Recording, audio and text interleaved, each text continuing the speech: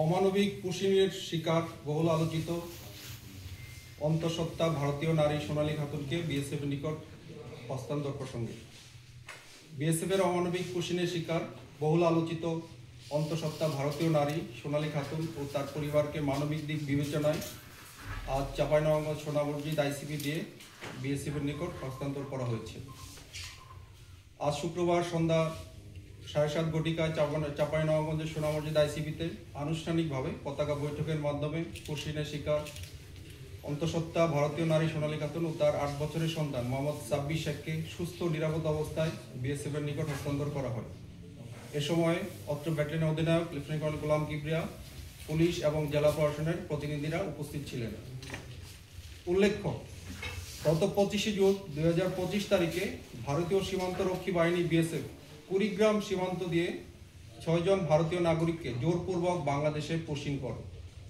পুশিনের পর উক্ত ভারতীয় নাগরিকগণ চাঁপাইনবাবগঞ্জ জেলায় প্রবেশ করলে স্থানীয় আইন শৃঙ্খলা রক্ষাকারী বাহিনী তাদের অবৈধ অনুপ্রবেশের দায়ে গ্রেফতার করে এবং গত 22 আগস্ট 2025 তারিখে আদালতের নির্দেশে জেল হাজতে প্রেরণ করা হয়।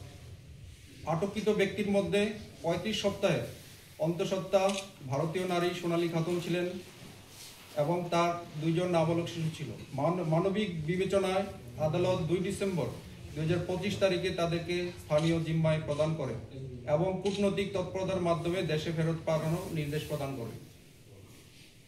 অন্তঃসত্ত্বা নারী ওই 2 শিশুকে পুশিন করায় সৃষ্ট মানবিক ঝুঁকি এবং আন্তর্জাতিক মানবাধিকার লঙ্ঘনের বিষয়টি নজরে রেখে স্বরাষ্ট্র মন্ত্রণালয় ও বিজিবি সদর দপ্তর কূটনৈতিক পর্যায়ে নিবিড় যোগাযোগ স্থাপন করে উভয় দেশের সম্মতিতে ভারতের নাগরিকদের নিজ দেশে ফেরত পাঠানোর সিদ্ধান্ত গৃহীত হয়।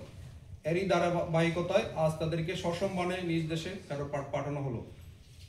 হস্তান্তর শেষে